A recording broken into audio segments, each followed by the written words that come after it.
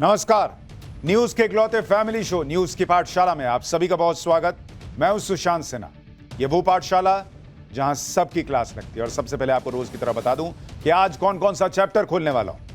प्रधानमंत्री नरेंद्र मोदी ने चीन के सामने पाकिस्तान के धागे खोले और हाफिज सईद, मसूद अजहर सब भारत को सौंपने वाला है क्या मुनीर और शहबाज शरीफ। पाकिस्तानी पप्पू बिलावल भुट्टो का ऐसा कांड, हाफिज सईद पर वो खुलासा कि मोस्ट वांटेड तो गया समझो। राफेल को लेकर चीन का महाझूठ पकड़ाया, बीजेपी ने राहुल गांधी को निशाने पर क्यों लिया, आज ये भी बताऊंगा। मुस्लिम वोट के लिए बिछे इंडी को झटका, बागेश्वर बाबा ने भगवाए हिंद वाला मोर्चा खोल दिया है। बिहार चुनाव में तेजस्वी का Muslim vote bank versus Modi Bageshwar Baba के सनातनी महाकुंभ का मुकाबला होगा क्या। कहीं मंदिर पर पथराव, कहीं लाठी डंडे चले, मुहर्रम पर मचे घमासान के पीछे की असल कहानी क्या निकली। और भारत के लोगों के लिए कौन सा मुस्लिम देश ऐसा बिछ गया है कि पाकिस्तान में आग लग गई। कमाई पर टैक्स नहीं प्लस बढ़िया सुविधाएं, 23 लाख रुपए में भारतीयों के लिए ऐसा ऑफर कौन सा देश लेकर आया है, आज इसका चैप्टर भी खोलूंगा। पीएम मोदी ने चीन के सामने खोले पाकिस्तान के धागे, हाफिज सईद, मसूद अजहर भारत को सौंपेगा क्या मुनीर। पाकिस्तानी पप्पू बिलावल भुट्टो का ऐसा कांड, हाफिज सईद पर वो खुलासा कि मोस्ट वांटेड तो गया समझो। राफेल को लेकर चीन का महाझूठ पकड़ाया, बीजेपी ने राहुल गांधी को निशाने पर क्यों लिया, आज सबसे पहले इन सारी खबरों के बारे में आपको बताने जा रहा हूं। प्रधानमंत्री नरेंद्र मोदी इस बार जब 5 देशों के विदेश दौरे पर निकले थे तो इंडी गठबंधन ने खूब मजाक उड़ाया था। कांग्रेस वाले तो कह रहे थे कि नरेंद्र मोदी ने एक लिस्ट बना ली है कि कौन सा देश नहीं गए हैं, वो अपनी इस लिस्ट के हिसाब से विदेश घूम रहे हैं। लेकिन कांग्रेस मजाक उड़ाती ही रह गई और इतना मजाक उड़ाई है कि पिछले 10 साल में उसकी खुद की पॉलिटिक्स मजाक बन के रह गई। और यहां नरेंद्र मोदी ने विदेश जाकर चीन और पाकिस्तान दोनों को एक साथ ठोक दिया। ब्रिक्स के सम्मेलन में बड़े बड़े देश आए हुए थे, वहां चीन भी था, रूस भी था, लेकिन चीन देखता रह गया। नरेंद्र मोदी ने चीन पाकिस्तान दोनों के धागे खोल के रख दिए। क्वाड के बाद ब्रिक्स में पाकिस्तान के आतंकवाद के खिलाफ नरेंद्र मोदी ने बड़ी कूटनीतिक स्ट्राइक की है। चीन की मौजूदगी में ही ब्रिक्स सम्मेलन के ज्वाइंट स्टेटमेंट में आतंकवाद पर भारत के स्टैंड वाली लाइन ली गई। चीन ने एससीओ की मीटिंग में पाकिस्तान को बचाने की कोशिश की थी, लेकिन पीएम मोदी ने ब्रिक्स में चीन की ऐसी चाल कामयाब नहीं होने दी। ब्रिक्स सम्मेलन में पीएम मोदी ने चीन के सामने ही पाकिस्तान को आतंकवाद के मुद्दे पर जबरदस्त घेरा और चीन कुछ नहीं कर पाया बॉस। ना सिर्फ पाकिस्तान को यह एक तमाचा पड़ा है, बल्कि चीन की भी धुलाई हो गई। यह बहुत जरूरी भी था क्योंकि चीन अंदर ही अंदर बड़ा खेल कर रहा था। चीन के बारे में आज एक और बड़ा खुलासा हुआ है कि कैसे भारत के राफेल के खिलाफ चीन फेक न्यूज की फैक्ट्री चला रहा था। राफेल पर इन्हीं चाइनीज फेक न्यूज की वजह से भारत में भी नरेंद्र मोदी के खिलाफ माहौल बनाया गया। राहुल गांधी पूछने लग गए कि बताओ कितने राफेल गिरे, बताओ कितने विमान गिरे। लेकिन यह पूरा चीन का खेल था जिससे लोग राफेल के पीछे पड़ गए। और चीन यह खेल कैसे खेल रहा था उसके बारे में आज आपको डिटेल रिपोर्ट बताऊंगा, जो खुफिया रिपोर्ट बता रही। लेकिन आप यह भी देखिए कि जैसे ही चीन के इस पूरे खेल को नरेंद्र मोदी ने एक्सपोज करना शुरू किया, जिस तरह से वो चीन पाक दोनों पर एक साथ धमाके कर रहे हैं, उससे पाकिस्तान की हालत बहुत ही खराब हो चुकी है। भाई पाकिस्तान तो इतना घबराया हुआ है कि अब वो हाफिज सईद और मसूद अजहर जैसे इंटरनेशनल आतंकियों को भारत को सौंपने की बातें करने लग गया है, जिसे खुद पाकिस्तान में बड़ा बवाल हो गया। जब से पीएम मोदी ने सिंधु जल समझौते को हमेशा के लिए रद्द कर दिया है, तब से वो बार बार भारत से बातचीत की कोशिश में लगा है। इस बातचीत को स्टार्ट करने के लिए पाकिस्तान हाफिज सईद और मसूद अजहर जैसे अपने जिगर के टुकड़े आतंकवादियों को भारत को देने की बातें कर रहा है। जो पाकिस्तान कल तक पानी के बदले खून बहाने की धमकी देता था, वो भारत से अच्छे संबंधों के लिए हाफिज सईद और मसूद अजहर की कुर्बानी देने को तैयार हो गया भाई। लेकिन पाकिस्तान ने अब बहुत देर कर दी है। वो आतंकियों से अपना दामन छुटाकर अपने पुराने पाप नहीं धो सकता, क्योंकि भारत ने क्लियर कर दिया कि वो आतंकियों का भी सफाया करेगा और पर्दे के पीछे छिपे उनके मददगारों को भी नहीं छोड़ेगा। भारत के आक्रामक रवैये से चीन अलग तनाव में। ब्रिक्स सम्मेलन में पीएम मोदी ने कैसे चीन के सामने पाकिस्तान की धज्जियां उड़ाई।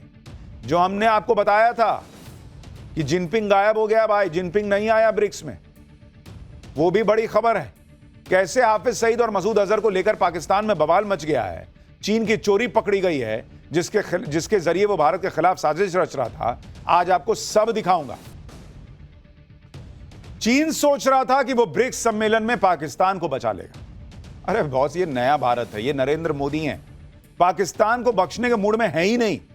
ब्रिक्स में नरेंद्र मोदी ने पहला धमाका तो यही किया कि पहलगाम का जिक्र करवाया कि तुम लोग को दिख नहीं रहा है पहलगाम में क्या हुआ है, इसको बचाओगे तुम लोग पाकिस्तान को। जिस पहलगाम का नाम चीन ने एससीओ की मीटिंग में नहीं जुड़ने दिया था और राजनाथ सिंह ने पेन उठा के साइड में फेंक दिया था कि बात पहलगाम का नाम नहीं होगा तो साइन नहीं करेंगे, और ज्वाइंट स्टेटमेंट नहीं आ पाया था एससीओ का। उस पहलगाम की बात ब्रिक्स के ज्वाइंट स्टेटमेंट में आ गई है और इस पर चीन को साइन करना पड़ा। चीन पेन उठा के साइड में नहीं रख पाया हमारे जैसा कि ना हम नहीं, अरे भाई चीन को करना पड़ा साइन।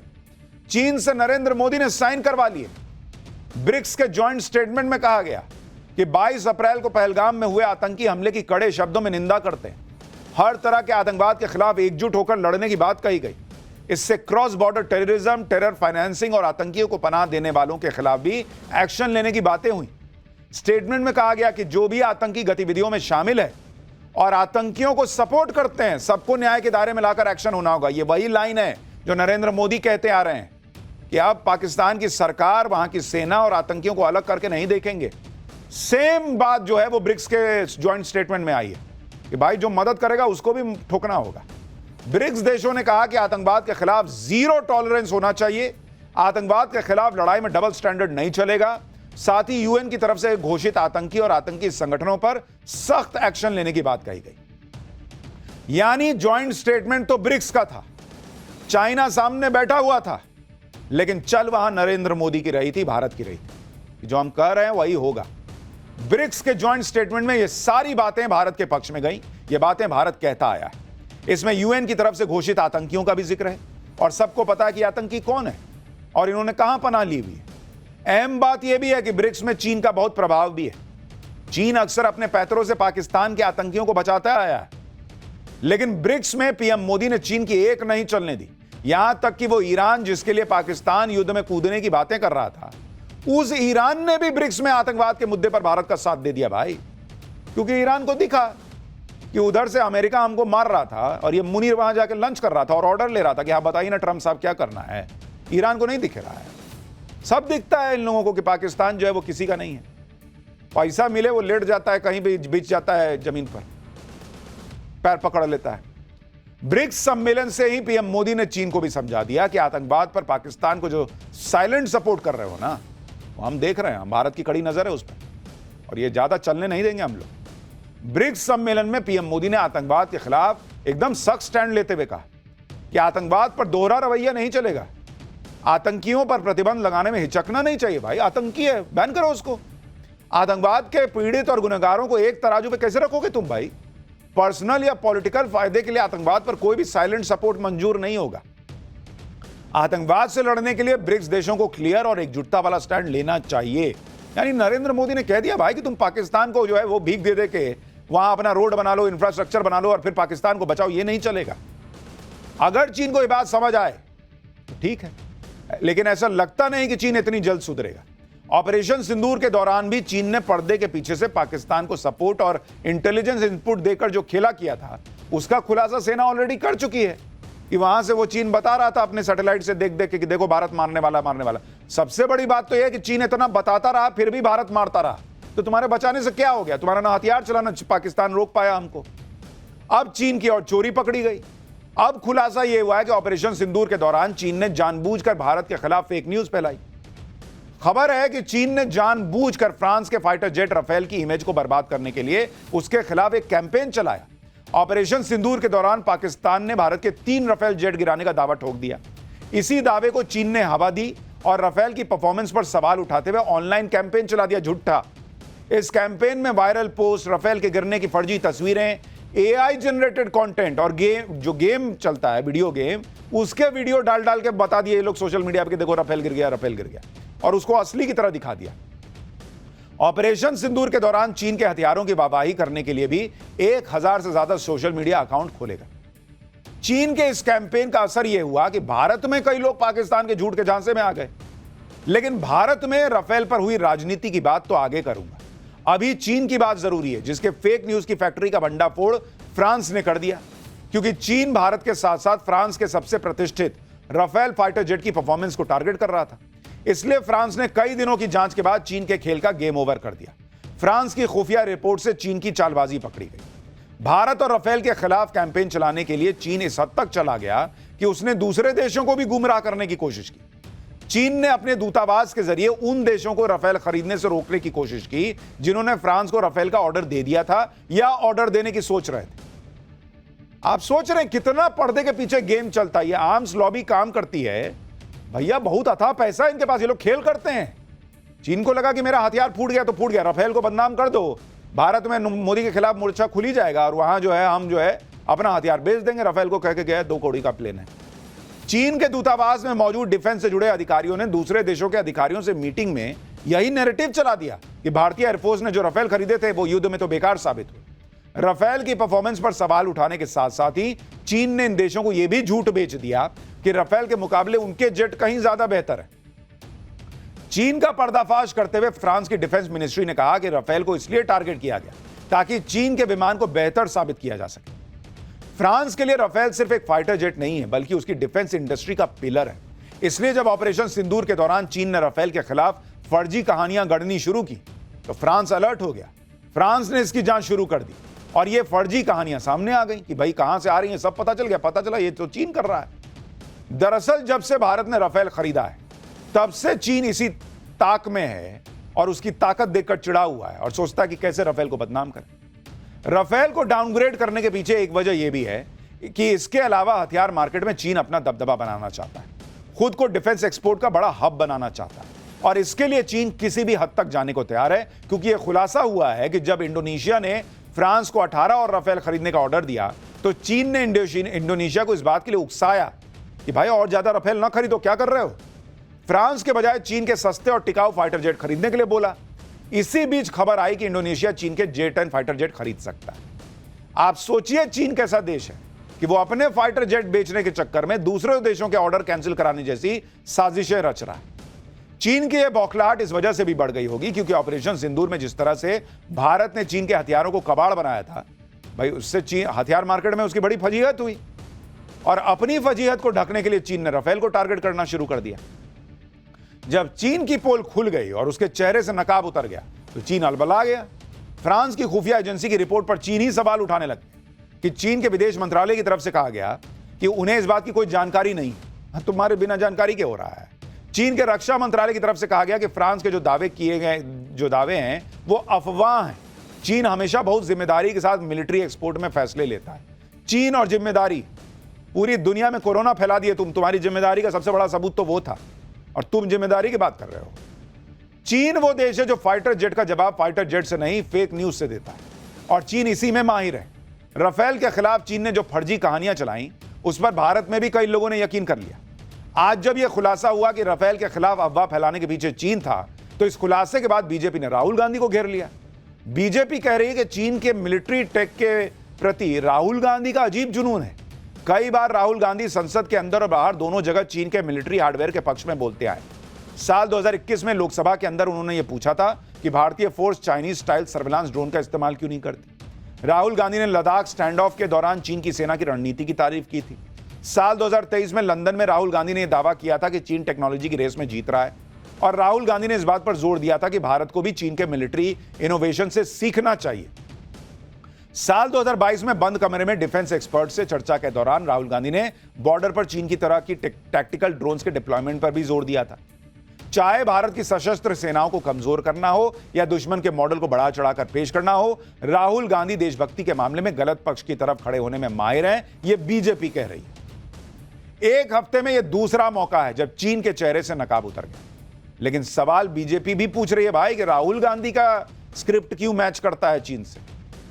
उन्होंने क्यों नहीं पूछा कि पाकिस्तान में कितना नुकसान हुआ वो बताइए। उनका और दूसरे कांग्रेसी नेताओं का इस बात में इंटरेस्ट क्यों था कि भारत के कितने विमान गिरे, राफेल कितने गिरे। फ्रांस से पहले भारतीय सेना ने भी चीन को एक्सपोज किया था और यह खुलासा किया था कि ऑपरेशन सिंदूर के दौरान चीन पाकिस्तान को पूरा सपोर्ट दे रहा था। जब यहां भी चीन रंगे हाथों पकड़ा गया तो अलबला रहा। चीन से जब यह सवाल किया गया कि वो पाकिस्तान को सपोर्ट कर रहा था तो चीन के विदेश मंत्रालय ने कहा कि उन्हें नहीं पता कि ऐसे आरोप कहां से आए। एकदम ये मासूम चुन्नू मुन्नू से बच्चे हैं, इनको कुछ नहीं पता होता है। कह रहा है कि अलग अलग लोगों के अलग अलग नजरिए हो सकते हैं। हम सिर्फ इतना ही कह सकते हैं कि चीन और पाकिस्तान की दोस्ती किसी तीसरे पक्ष को टारगेट करने के लिए नहीं है। भारत और पाकिस्तान को लेकर चीन की यही पॉलिसी है कि दोनों पक्षों के बीच बातचीत का समर्थन करते हैं।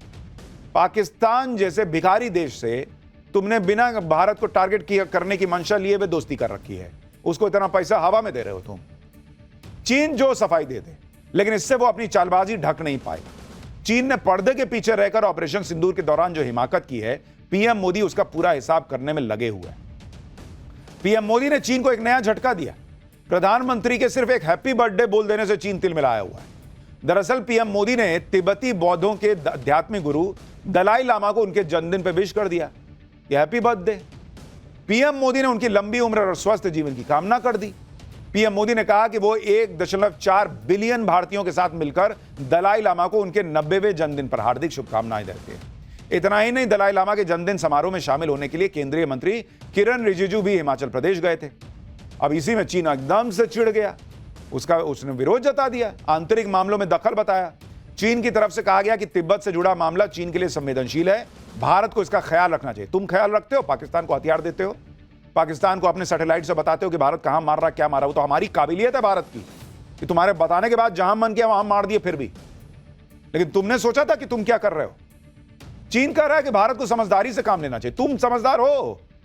यही भारत की समझदारी है कि वो अपना स्टैंड लेना जानता है।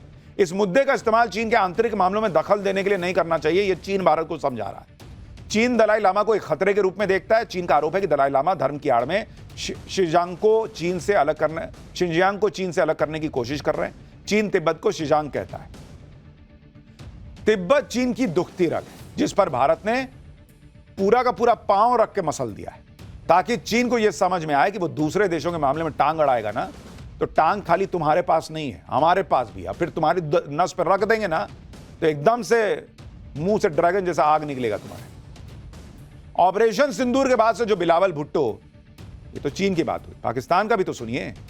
ये बिलावल भुट्टो, जिसको हम लोग पाकिस्तान का पप्पू कहते हैं, वो भारत को धमकी पे धमकी दे रहा था। अब भारत को ऑफर दे रहा है और पाकिस्तान में उस ऑफर को सुनकर बवाल मच गया। पाकिस्तान के आतंकवादी बिलबिला रहे हैं। बिलावल भुट्टो ने एक इंटरव्यू में भारत को खुला ऑफर दे दिया कि भारत चाहे तो पाकिस्तान हाफिज सईद और मसूद अजहर को सौंपने के लिए तैयार है। बिलावल भुट्टो ने कहा कि पाकिस्तान सरकार भारत के साथ बातचीत के तहत आतंकवाद के मुद्दे पर बात करने के लिए तैयार है। अगर भारत और पाकिस्तान के बीच बातचीत होती है तो पाकिस्तान को किसी भी आतंकवादी को सौंपने में परेशानी नहीं होगी। अगर भारत सबूत और गवाह पेश कर दे तो पाकिस्तान हाफिज सईद और मसूद अजहर को भारत को सौंपने के बारे में सोच सकता है। बिलावल भुट्टो ने कह दिया कि अगर भारत बता दे कि जैश सरगना मसूद अजहर कहां है, तो हमें उसे सौंपने में भी कोई दिक्कत नहीं। अब आप सोचिए, कह रहा है कि मसूद अजहर कहां, हम बताएं। अरे हम क्या बताएंगे जी, तुम ना बताओ। तुम दुनिया को कहते रहे कि ओसामा बिन लादेन हमारे यहां नहीं है, तुम्हारे यहां नहीं निकला। बिलावल भुट्टो के इस बयान से पाकिस्तान में आतंकवादी जमात की सिट्टी पिट्टी गुम हो गई, क्योंकि पाकिस्तान की पॉलिसी तो आतंकवादियों को पालने की है, उनको बचाने की है। वो सोचने लगे आतंकवादी का ऐसा क्या हो गया कि पाकिस्तान हाफिज सईद जैसे आतंकियों को भारत के हवाले करने की सोचने लगा है। यही सोच सोचकर आतंकी हाफिज सईद का बेटा तलहा सईद, उसका दिमाग फटा जा रहा है। अरे बाप रे, मेरे अब्बू गए इंडिया तो फिर तो गए, खत्म मामला। तलहा सईद को, जो खुद एक ग्लोबल आतंकी है, वो कह रहा है कि बिलावल भुट्टो ने तो पाकिस्तान की ग्लोबल बेइज्जती करा दी। अरे पहले ये तो चेक करो कि पाकिस्तान के पास इज्जत है किस कब्र में दबी हुई, इतनी सी भी चुन्नू सी, जिसको कोई खत्म कर सकता है। लेकिन हाफिज सईद का लड़का एकदम नाराज, वीडियो जारी करके कह रहा है कि हमारी बेइज्जती करा दिया बिलावल भुट्टो।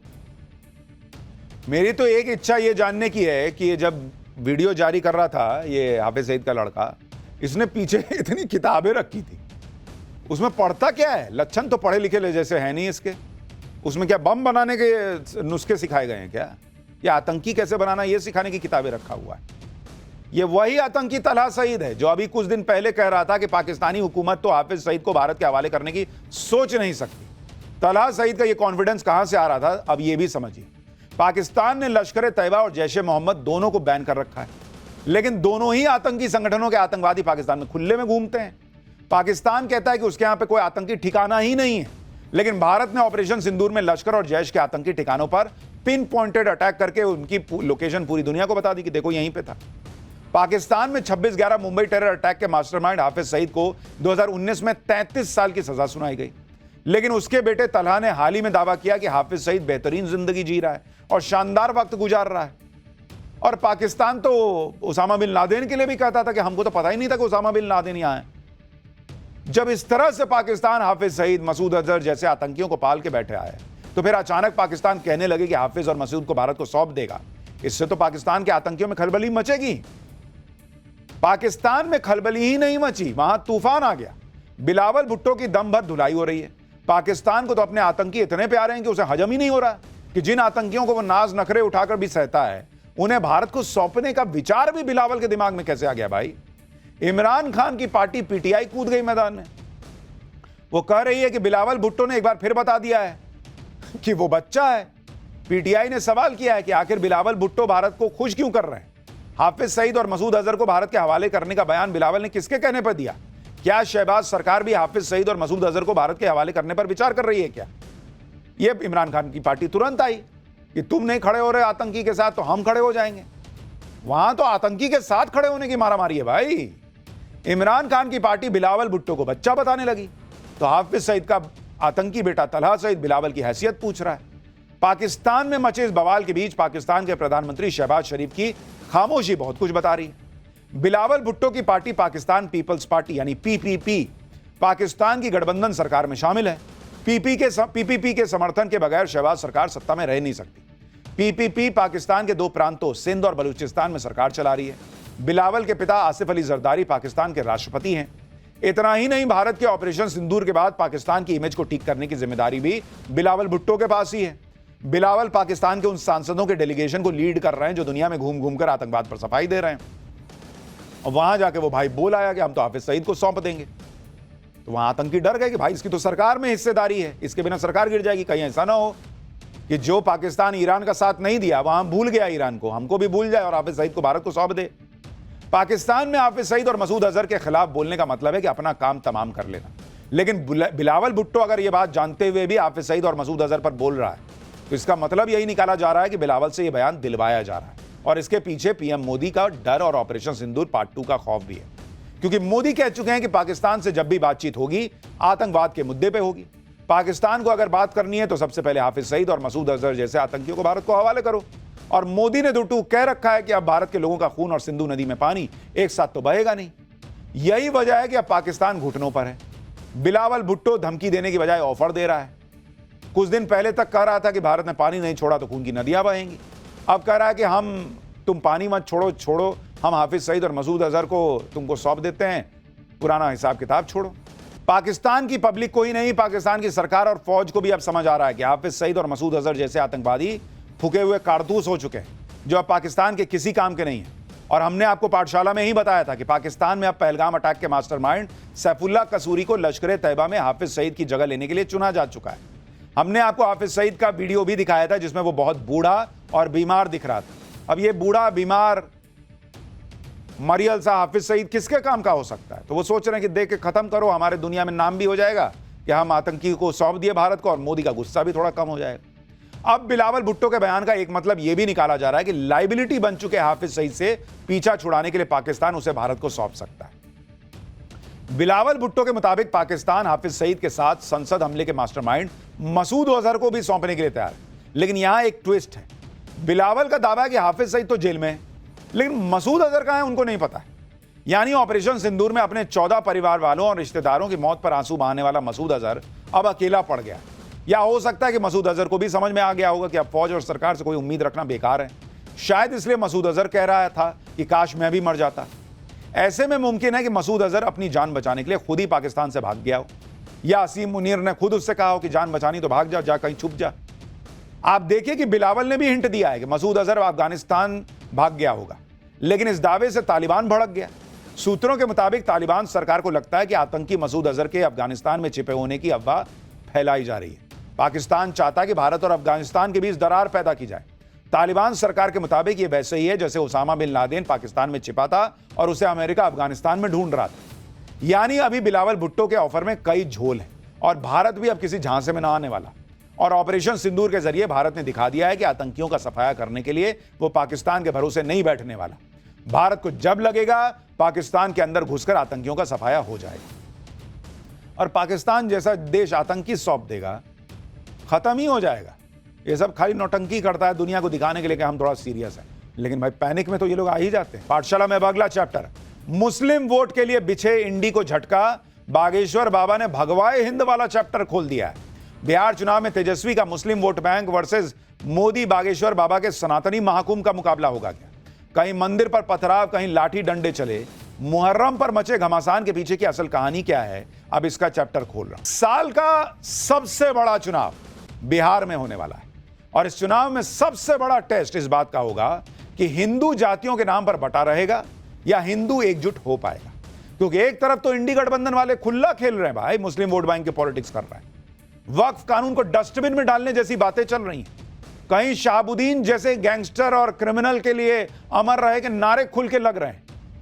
इनके दो ही एजेंडे दिख रहे हैं कि पहला मुस्लिम वोट के लिए कुछ भी कर दो और दूसरा हिंदुओं को जातियों में बांटने के लिए जो बन सके वो करो। ये तो पुराना हथियार है इनका। इंडी गठबंधन को लगता है कि मुस्लिम वोट बैंक उनके साथ एक तरफा आ गया तो उनका काम बन जाएगा, क्योंकि हिंदू तो जातियों में बटा हुआ है। बिहार में जबरदस्त जाति की राजनीति होती ही रही है इतने साल से। कोई जो है मुस्लिम यादव का कॉम्बिनेशन बना लेता है, कोई कुर्मी का नेता बन जाता है, कोई जो है फलाने का नेता, ढिमकाने का नेता। इस जाति की राजनीति के सहारे इंडी गठबंधन का बिहार में बेड़ा पार हो जाएगा, ये वो सोच रहे हैं। लेकिन एक तरफ मुस्लिम वोट बैंक और हिंदुओं को जातियों में बांटने वाली पॉलिटिक्स है और दूसरी तरफ इनके सामने आ गए हैं वो लोग जो हिंदू समाज को जोड़ने की बात करते हैं। इनमें पहला नंबर तो पीएम मोदी के नाम का है और दूसरे नंबर पर बाबा बागेश्वर, जिन्हें पीएम मोदी अपना छोटा भाई बता चुके हैं। पीएम मोदी की ही तरह बाबा बागेश्वर भी हिंदुओं से लगातार जातियों का भेदभाव बुलाकर एकजुट होने की अपील कर रहे हैं।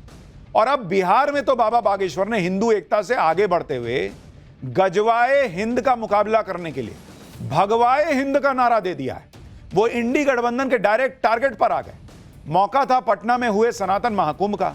भले ही बाबा बागेश्वर सिर्फ 2 घंटे के लिए सनातन महाकुंभ में रहे, लेकिन इन 2 घंटों में ही बाबा बागेश्वर ने ऐसी ऐसी पर्ची खोल दी कि इंडी गठबंधन वाले एकदम हिल गए। आज पाठशाला में बाबा बागेश्वर के भगवाए हिंद पर मचे बवाल की पूरी डिटेल रिपोर्ट आपको दिखाऊंगा। बाबा बागेश्वर हो या दूसरे साधु संत या फिर प्रधानमंत्री मोदी, इन सबको हिंदुओं से एकजुट होने की अपील क्यों करनी पड़ रही है? क्या इसका बिहार चुनाव में असर दिखेगा? साथ ही इस पर भी बात होगी कि महाकुंभ और कावड़ समेत सनातन के सभी त्योहारों पर कमियां ढूंढने वालों को मुंह में दही क्यों जम गई जब मुहर्रम पर जगह जगह बवाल मचा। बॉस, बिहार के चुनाव में गजब लाइन खिंच गई है। एक तरफ बागेश्वर बाबा और तमाम हिंदू संत कह रहे हैं कि हिंदू विरोधियों को सत्ता नहीं सौंपेगा बिहार। दूसरी तरफ इंडी अलायंस वाले खुल के बिछ गए हैं मुस्लिम वोट के लिए। वक्फ कानून को डस्टबिन में डाल देंगे, शहाबुद्दीन जी अमर रहे, ऐसे ऐसे नारे लग रहे हैं। पटना में हुए सनातन महाकुंभ में बाबा बागेश्वर ही नहीं बल्कि जगत गुरु रामभद्राचार्य समेत देश भर के तमाम साधु संत शामिल हुए और सभी ने एक सुर में हिंदुओं से जातियों को भूलकर एकजुट होने की अपील की।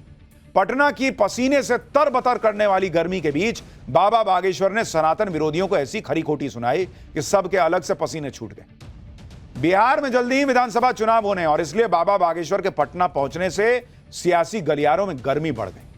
उनके ये कहने से कि भगवाए हिंद होगा, कईयों को बुखार चढ़ गया। उनके ये कहने से कि जाति में मत बंटना, जाति की पॉलिटिक्स करने वालों के पैरों तले जमीन निकल गई, क्योंकि बाबा बागेश्वर ने संतों की मौजूदगी में जातिवाद, क्षेत्रवाद और भाषा विवाद की राजनीति करने वालों की बखिया उधेड़ दी।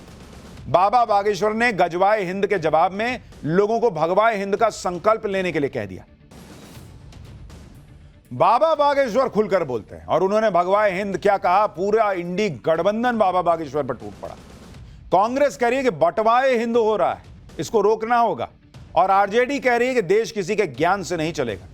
कांग्रेस नेता उदित राज और आरजेडी के नेता मृत्युंजय तिवारी को सुनिए, फिर आपको बाबा बागेश्वर की और भी बातें सुनाऊंगा। और ये लोग इंडी गठबंधन वाले, उनमें खलबली कैसे मची है, वो मुस्लिम वोट के लिए क्या कर रहे हैं, वो भी दिखाऊंगा। अगर गजवा हिंद न हो भारत में तो बटवा हिंद खत्म करना पड़ेगा। बटवा हिंद किसने किया? इन्होंने ही किया है। जातियों में बांट कर तो बटवा हिंद आपने किया। तो भगवा हिंद से गजवा हिंद नहीं रोके। हिंदुस्तान अपने नियम कानून संविधान से चलेगा, किसी के ज्ञान से नहीं चलेगा। यहाँ जो लोग हिंदू राष्ट्र बनाने की बात करते हैं वो भी बिहार से, ये उनको समझ लेना चाहिए, ये बिहार लोकतंत्र की जननी है। यहाँ नौकरी बांटने वाले, यहाँ इंसानियत बांटने वाले, कलम बांटने वाले का राज होगा। नफरत बांटने वाले, तलवार बांटने वाले का सपना पूरा नहीं होगा। जब ये लोग खड़े होकर कहते हैं कि संसद से पास हुआ कानून, वक्फ कानून डस्टबिन में डाल देंगे, अगर बिहार में सरकार बन गई, बिहार में सरकार बनेगी तो संसद का कानून कैसे फाड़ दोगे जी? तब संविधान की याद नहीं आती है। अब यहां बागेश्वर बाबा हिंदुओं से एकजुट होने के लिए कह रहे हैं तो यह संविधान के खिलाफ हो जाता है। बाबा बागेश्वर के भगवाए हिंद कहने पर इंडी गठबंधन एकदम भड़क गया भाई। पटना में बाबा बागेश्वर ने सिर्फ भगवाए हिंद का संकल्प ही नहीं याद दिलाया, बल्कि बिहार के गौरवशाली इतिहास का हवाला देते हुए भी भविष्यवाणी कर दी कि भारत जब भी हिंदू राष्ट्र बनेगा तो पहला राज्य बिहार होगा। बाबा बागेश्वर खुलकर हिंदू राष्ट्र की बात तो पहले से कर रहे हैं, खुलकर हिंदुओं को जोड़ने की बात तो करते ही रहे। वो खुलकर ये कहते रहे कि हिंदुओं को जातियों में बंटने की जरूरत नहीं है और न देंगे उनको बंटने। उनकी ये बातें उन लोगों को कैसे पसंद आ सकती हैं जिनकी पूरी पॉलिटिक्स ही, राजनीति जो है वो जाति के नाम पर चलती है। लेकिन बाबा बागेश्वर इससे रुकने वाले नहीं है। बाबा बागेश्वर 7 नवंबर से 16 नवंबर तक दिल्ली से वृंदावन तक सनातन हिंदू एकता यात्रा निकालने के लिए तैयार हो गए हैं। बाबा बागेश्वर की यह पदयात्रा 131 किलोमीटर की होगी, जो दिल्ली, हरियाणा और यूपी से होकर गुजरेगी। इस यात्रा के दौरान बाबा बागेश्वर इन 3 राज्यों में करीब 400 शहर और गांव को कवर करेंगे, जिनमें करीब 5 करोड़ की आबादी रहती है। यह यात्रा 131 किलोमीटर की होगी। यात्रा दिल्ली, हरियाणा और उत्तर प्रदेश से होते हुए गुजरेगी और इसके बाद दिसंबर या फिर अगले साल जनवरी में बाबा बागेश्वर बिहार में भी पदयात्रा निकालेंगे। लेकिन बागेश्वर बाबा की ऐसी मुहिम से जाति की राजनीति करने वालों की बेचैनी तो बढ़नी तय थी। बिहार में अभी चुनाव है, इसके बाद 2027 में यूपी में चुनाव है, इसलिए अखिलेश यादव भी लगातार बाबा बागेश्वर से भिड़े हुए हैं। अखिलेश यादव ने आज फिर कह दिया कि भगवा पहनने से कोई बाबा या योगी नहीं बन जाता है। कई लोगों को यह भी लगता है सिर्फ लाल रंग अपना लेने से कोई समाजवादी नहीं बन जाता। समाजवाद को लाने का भी एक आचरण होना चाहिए। लेकिन सबका अपना अपना नजरिया है और पॉलिटिक्स है, तो लोग एक दूसरे पर बातें कह रहे हैं। भले ही धर्म और जाति को ढाल बनाकर वोटों की लड़ाई लड़ रहे लोग बाबा बागेश्वर के भगवाए हिंद के संकल्प पर सवाल उठा रहे हैं। लेकिन बाबा बागेश्वर के हिंदू राष्ट्र के संकल्प पर पटना की पब्लिक क्या बोल रही है, वो भी तो जानना जरूरी है। सुनिए पटना की पब्लिक क्या बोली। हिंदू राष्ट्र को लेकर बाबा ने बड़ी बात कही है, किस तरह से देख? बहुत सहमत है इससे। हम लोग सब ये हम लोग का भारत जो है बहुत जरूरी है। इसमें हम लोग जो है बंटना नहीं है, सबको एक साथ रहना है। जैसे हम लोग घर में 4 भाई साथ में रहते हैं, वैसे हिंदुस्तान में, भारत में हम लोग को सबको एक साथ लेके चलना है। जात पात में नहीं बंटना है, ये संदेश दिया गया है। जात पात की करो विदाई, हम सब हिंदू भाई भाई। भूमंडल में धर्म सनातन कर डाला आगाज है, जय श्री राम के जयकारों का गूंज रहा आवाज है। अरे बदल रहा अपना भारत, एक मत हिंदू समाज है। ये राम राज का गांधी मैदान है और यहीं से बिगुल बाबा ने फूंक दिया। बिल्कुल हिंदू राष्ट्र बननी चाहिए, क्योंकि हमें अपने आज के बच्चे जो है अपने सनातन धर्म को भूल रहे हैं और हमें अपनी सनातन संस्कृति पे गर्व है। मैं चाहती हूँ हिंदू राष्ट्र बने और मैं हिंदू राष्ट्र के बनाने में अगर जो भी हमारा योगदान होगा मैं करूँगी, आगे आऊंगी। बात तो राजनीति बहुत खराब चीज है, जात पात में बंटना नहीं चाहिए। हम लोग तो सबसे बड़ा हिंदू हैं और हिंदू के हिसाब से चलना चाहिए। पटना में बाबा बागेश्वर के साथ सनातन महाकुंभ के मंच पर मौजूद जगत गुरु रामभद्राचार्य जी ने भी बात बात पर सनातन का विरोध करने वालों को आड़े हाथ लिया। उन्होंने दो टूक कह दिया कि 21वीं सदी में देश को हिंदू राष्ट्र बनना ही होगा और बिहार में भी सत्ता सिर्फ उन्हें ही मिलेगी जो सनातन के लिए संघर्ष कर रहे हैं।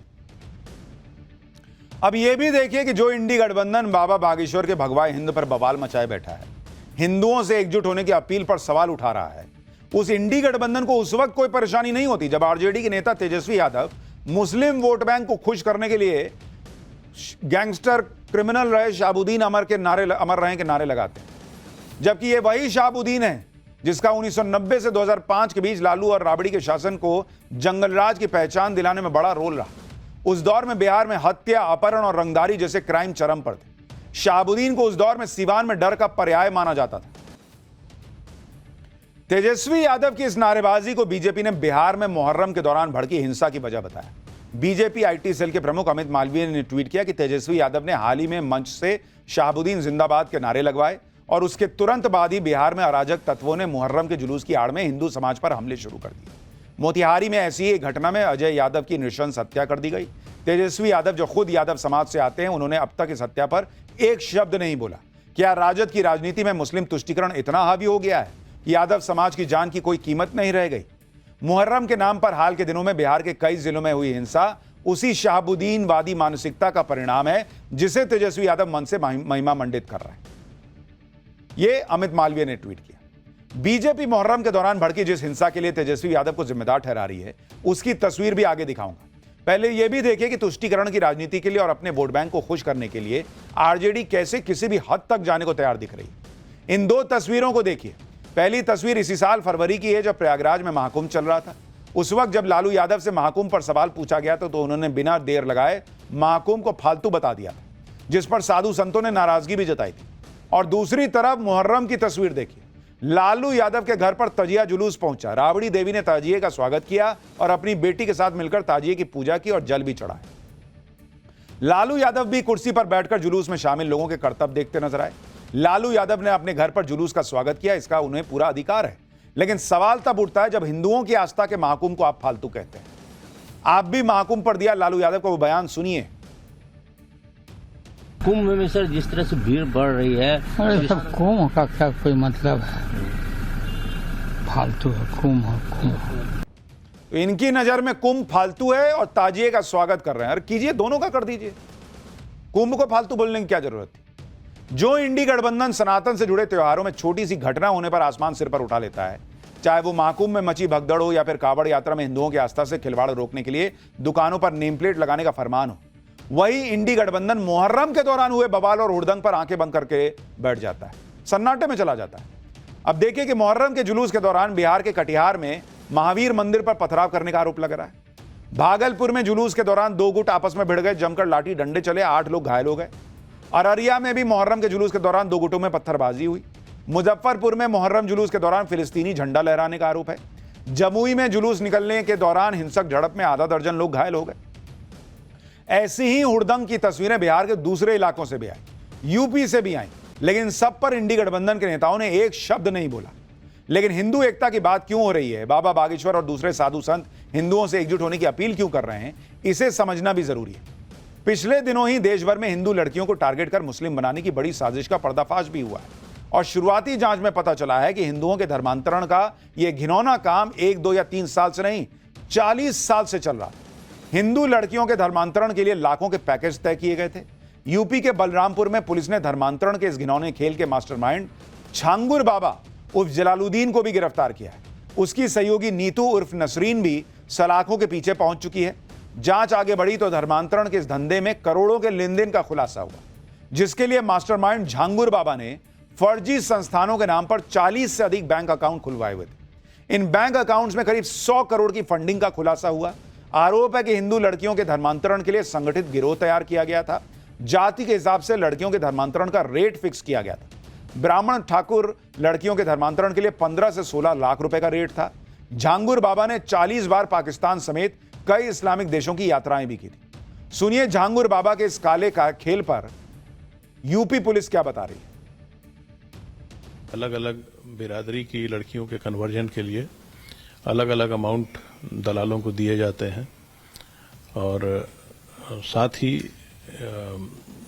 इनके इस गैंग द्वारा एक 40 से ज़्यादा अकाउंट्स खोले गए और उन अकाउंट्स में 100 करोड़ से ज़्यादा विदेशी फंडिंग प्राप्त हुई है।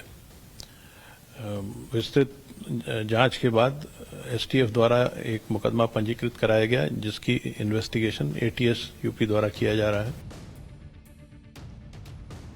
तो झांगुर बाबा और जलालुद्दीन तो अरेस्ट हो गया है, लेकिन अब सोचिए कि 40 सालों में कितनी हिंदू लड़कियों को टारगेट किया गया होगा अगर यह आरोप जिस तरह से लग रहा है, और उन्हें कन्वर्ट किया जा चुका होगा। इस गैंग की एक पीड़ित को सुनिए, कैसे वो धोखाधड़ी का शिकार हुई और कैसे हिंदू राष्ट्र को मुस्लिम मुल्क बनाने की साजिश रची जा रही है, आरोप लगा रही है। इसमें मेरे से अमित बन के वो आदमी मिलकर आया जिसका असली नाम अबू आमिर अंसारी है, सन ऑफ अबू हुरैरा अंसारी। जो बड़े पैमाने पे ये लोग काम कर रहे हैं। अबू हुरैरा पिछले 40 वर्षों से इस काम को कर रहे हैं, धर्मांतरण के कार्य को, और अभी भी अगर उनके खिलाफ अगर सबूत ढूंढा जाएगा तो मिल जाएगा उनके खिलाफ। ये मेरा निकाह पढ़ाया गया था, वो भी धोखाधड़ी से, क्योंकि जबकि उन्होंने कहा था कि तुम्हारी शादी तुम्हारी आस्था के अनुसार होगी और तुम्हें कोई जोर जबरदस्ती कोई दबाव नहीं बनाया जाएगा, परंतु ऐसा कुछ भी नहीं हुआ। उनका मकसद ही यही है कि हिंदू राष्ट्र को इस्लामिक मुल्क बनाने का।